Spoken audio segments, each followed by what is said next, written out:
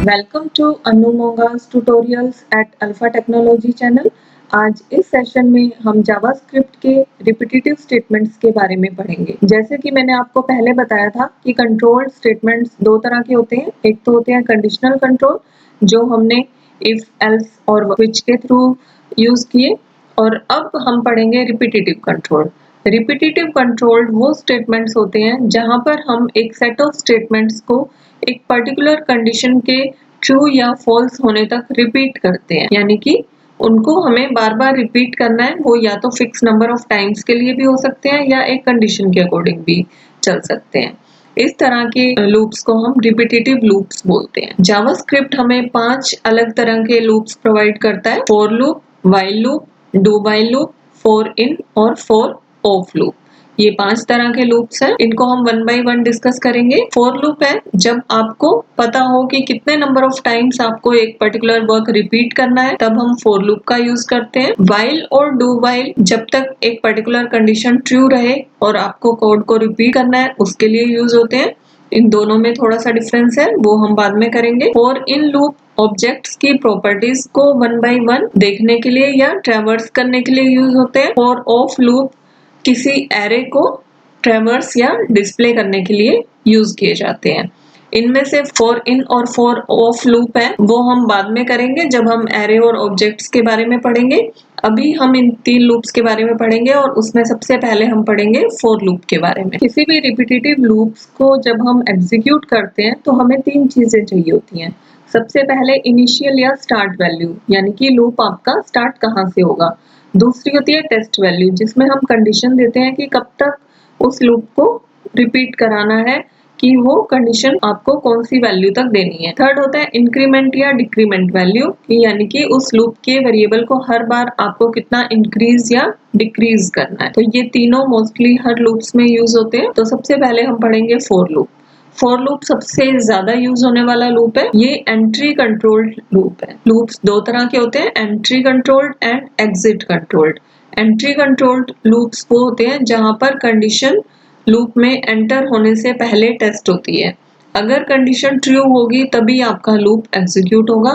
अगर condition false return कर रही होगी तो वो लूप एक बार भी नहीं चलेगा। इस फॉर लूप का जो सिंटेक्स होता है, फॉर एक कीवर्ड है, उसके बाद आप ब्रैकेट लगाएंगे। सबसे पहले आप इनिशियल वैल्यू देंगे, फिर सेमीकोलन, फिर टेस्ट वैल्यू, फिर सेमीकोलन, फिर इंक्रीमेंट या डिक्रीमेंट वैल्यू और फिर ब्रैकेट क्लोज कर देंगे।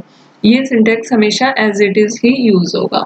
उसके बाद आप विद इन कर्ली ब्रैकेट्स जिन स्टेटमेंट्स को रिपीट कराना है वो स्टेटमेंट्स देंगे। अगर सिंगल स्टेटमेंट है तो विदाउट दिस कर्ली ब्रैकेट आप दे सकते हैं। अगर एक से ज्यादा स्टेटमेंट्स हैं तो कर्ली ब्रैकेट्स के अंदर देंगे। फॉर लूप को इस तरह से यूज करते हैं कि फॉर हमने लिया, फिर ब्रैकेट के अंदर कोई वेरिएबल ले लिया। फॉर एग्जांपल हमने यहाँ पे आई लिया है, उसको इनिशियल वैल्यू कि कहाँ से स्टार्ट करना है आई को, तो उसके लिए हम असाइनमेंट ऑपरेटर जो होता है इक्वल टू, उसको यूज करेंगे। हमने यहाँ पर आई इक्वल टू 1 दे दिया, फिर सेमीकोलन, फिर हम टेस्ट वैल्यू की आई की वैल्यू कहाँ तक जानी चाहिए, तो हमने दे दिया आई लेस देन इक्वल टू 10, यानी कि जब तक आई 10 से छोटा है और 10 के इक्वल ना हो जाए तब तक ये लूप चलेगा। और फिर सेमीकोलन, फिर हमने किया आई प्लस प्लस। प्लस प्लस से क्या होगा कि हर बार आई की वैल्यू एक वैल्यू से इंक्रीज हो जाएगी। उसके बाद हमने इसके अंदर प्रिंट करा दिया document dot write value of i plus i. तो ये लूप्स कैसे चलते हैं, सबसे पहले ये आई की 1 वैल्यू लेगा और उसके बाद कंडीशन टेस्ट करेगा।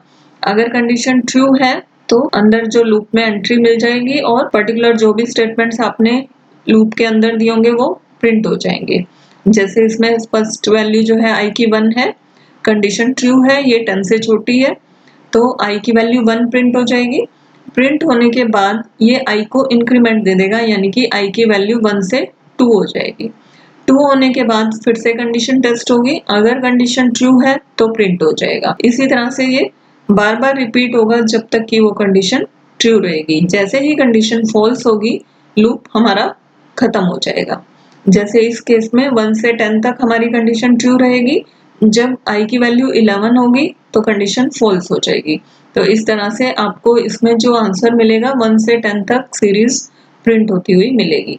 अभी मैं डिफरेंट एग्जांपल्स के थ्रू फॉर लूप कैसे हम यूज करते हैं उसके बारे में बताऊंगी। ये हमारा फॉर लूप का फर्स्ट एग्जांपल है जिसमें मैंने 3 डिफरेंट तरह से फॉर लूप को यूज करना बताया। सबसे पहले हमने यहाँ पर एक नोटपैड खोला हुआ है और एक दूसरी साइड हमने ब्राउजर पे इसका एग्जीक्यूशन खोला हुआ। हम स्क्रिप्ट की कोडिंग देखते हैं। सबसे पहले हमने डॉक्यूमेंट डॉट राइट के थ्रू ये प्रिंट किया नंबर्स फ्रॉम 1 to 10।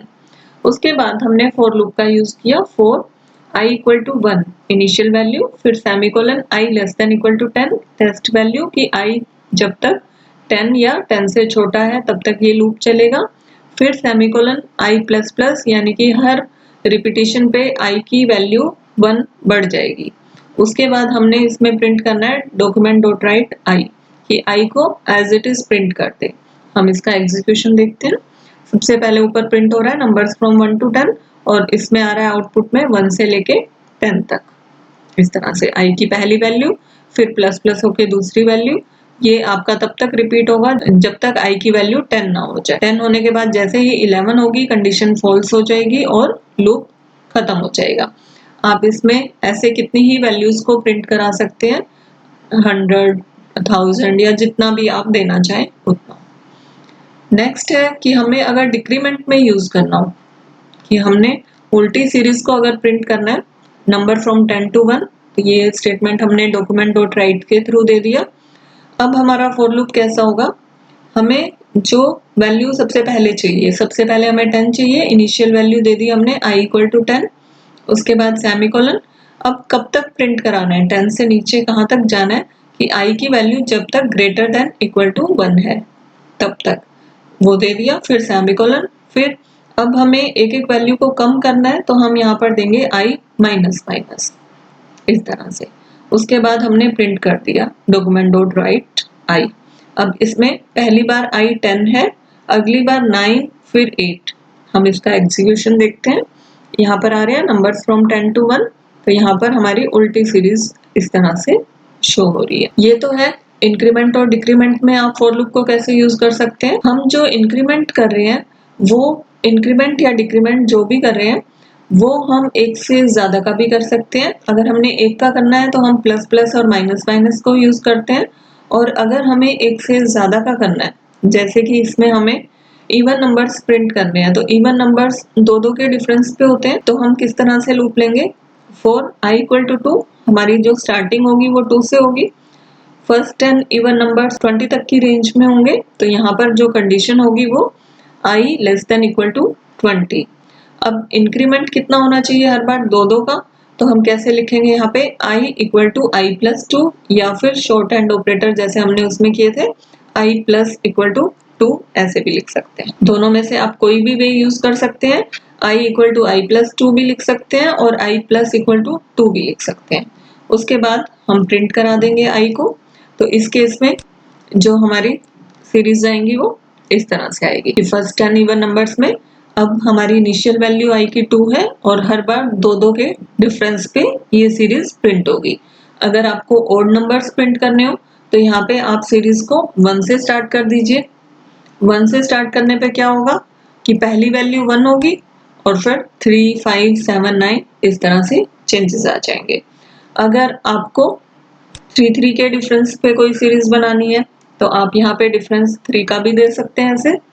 तो अब ये जो सीरीज होगी ये 3 के डिफरेंस पे इस तरह से आएगी। आप कोई भी डिफरेंस ऐसे सेट कर सकते हैं। तो ये तो है हमारा फॉर लूप का फर्स्ट एग्जांपल जिसमें मैंने आपको 1 से इंक्रीज करना, 1 से डिक्रीज करना और 1 से ज्यादा इंक्रीज या डिक्रीज करना हो उसको कैसे यूज करेंगे उसके बारे में बताया। और अगर आपने अभी तक ये चैनल सब्सक्राइब नहीं किया है तो प्लीज इसको सब्सक्राइब करिए और बेल आइकन को जरूर प्रेस करिए ताकि आपको आने वाली वीडियोस के बारे में पता चलता रहे। Thank you for watching.